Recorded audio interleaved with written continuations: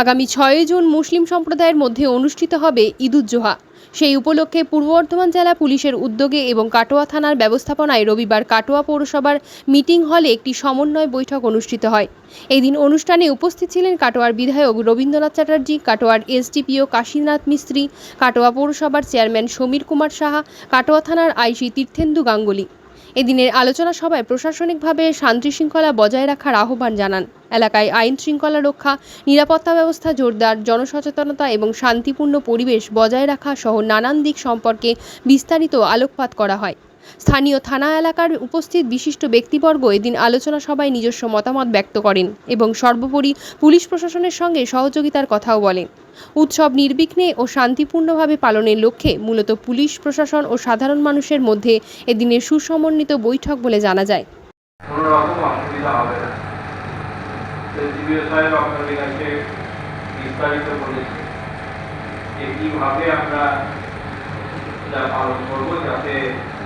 অন্য কারোর অসুবিধা না হয় এ ব্যাপারেও নিশ্চিত আমি যে আপনারা এসপি সাহেবের কথাগুলো শুনেছেন এবং তার যাদের মধ্যে আরও থাকে সে ব্যাপারে সবাই সচেষ্ট হবে।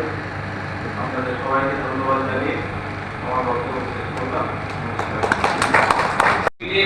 বা নদীর জলে না পড়ে যেটা সর্বজন ব্যবহার করা হয়, সেখানে বিভিন্ন ধরনের লাস্ট ইয়ারে এরকম একটা গুজব ঘটেছিল যে ড্রেনে কুরবানি রক্ত চলে আসে, তারপরে আমরা সেগুলো চেক করেছি এরকম। তো সবাইকে রিকোয়েস্ট করবো এইটা যদি একটু সাবধানতা অবলম্বন করা যায়। এছাড়া কুরবানির পরে যে অবশিষ্ট অংশ থাকে, যেমন হাড় থাকতে পারে, চামড়া থাকতে পারে বা আরো নাড়ি ভুঁড়ি যেগুলো থাকতে পারে, সেগুলো যদি ঠিকঠাক ভাবে ডিসপোজাল আমরা যদি না করি, সেগুলো যদি আমরা ঠিকঠাক ভাবে ডিসপোজাল না করি, সেটা কি হতে পারে না, আইসি স্যার যেটা বলেছিল যে কোনো জন্তু জানোয়ার সেটাকে নিয়ে গিয়ে কোনো হয়তো মন্দিরের সামনে বা কারোর সামনে ফেলে দিল, জন্তু জানোয়ার ফেলে দিল, কিন্তু পরবর্তীকালে সেটা রিউমার ছড়িয়ে গেল কোনো মানুষ ফেলেছে অসৎ উদ্দেশ্যে, এই নিয়ে একটা ঝামেলা, প্রভোকেশন, একটা ল অ্যান্ড অর্ডার তৈরি হতে পারে।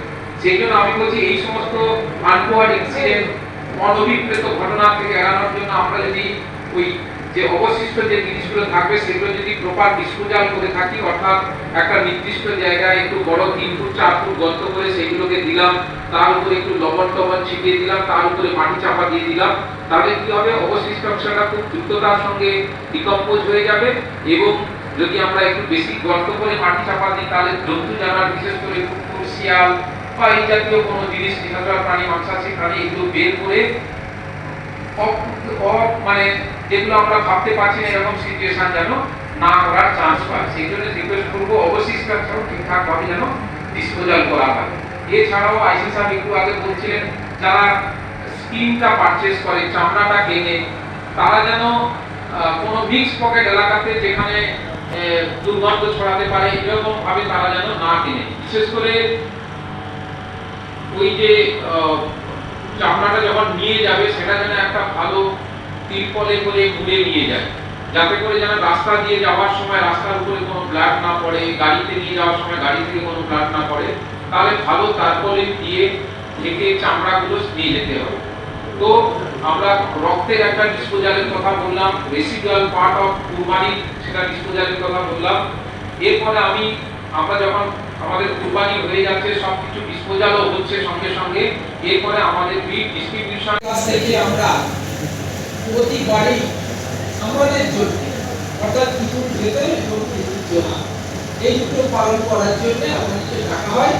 আমরা অতি আনন্দ করে আমরা এখানে উপস্থিত হই এবং তাদের মূল্যবান কথাগুলো শুনে আমরা অনুপ্রাণিত হয়ে আমরা মসজিদে গিয়ে, পড়ায় গিয়ে, মসজিদের নামাজে পড়ে আমরা সেগুলো আলোচনা করি।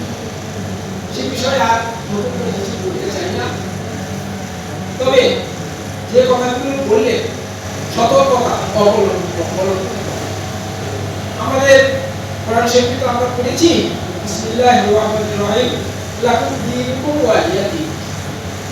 এটা তো আমরা সবাই জানি, মুসলিম যারা এখানে উপস্থিত সবাই জানি যে আল্লাহ পাক বলছেন তোমরা নিজের ধর্ম নিজে পালন করো, এবং সেটাকে ব্যাখ্যা করতে গেলে বলা হয় নিজের ধর্ম পালন করো এবং অপর ধর্মের প্রতি শ্রদ্ধা করো।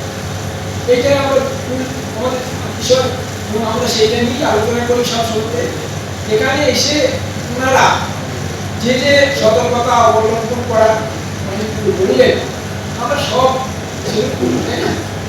পরিস্থিতি ভারতবর্ষের আমরা মানুষ, আমরা ব্রিটিশকে দাঁড়িয়েছি, সমস্ত স্তরের মানুষ, সমস্ত সম্প্রদায়ের মানুষ একসাথে হয়ে ব্রিটিশকে এখান থেকে সরিয়ে দিয়ে ধর্মনিরপেক্ষ রাষ্ট্রে আমরা বাস করছি। আমরা হিন্দু, মুসলিম, জৈন, খ্রিস্টান, বৌদ্ধ, সাহেব সকলেই আমরা ভাই ভাই, এটা আমরা সবাই মনে দেখেছি। কিন্তু বর্তমান যুগে, বর্তমান পরিস্থিতিতে কিছু সাম্প্রদায়িক শক্তি মাথাচাড়া দিয়ে আমাদের মধ্যে বিভেদ সৃষ্টি করার জন্য তারা অবিরত প্রচেষ্টা করছে। সেই জন্য আমি শাসক যারা রয়েছেন তাদের আমি অশেষ ধন্যবাদ জানাই। প্রতি বছরের ন্যায় আমাদেরকে ডাকছেন, ডাকবেন, আমরা উপস্থিত হচ্ছি এবং আপনাদের যারা আমাদের বিমান এবং সেক্রেটারি বা বিভিন্ন পদের মানুষ এখানে এসেছেন তাদেরকে অশেষ ধন্যবাদ জানিয়ে আমরা কথা শেষ করছি। এবং আমরা তো জানি যে পরিস্থিতি কি চলছে, সেই জন্য আমরা বিশেষভাবে সতর্কতা অবলম্বনের জন্য আমরা বাড়িতে বাড়িতে বসে, মসজিদে বসে, ক্লাবে বসে আমরা আলোচনা করে যাতে সুস্থ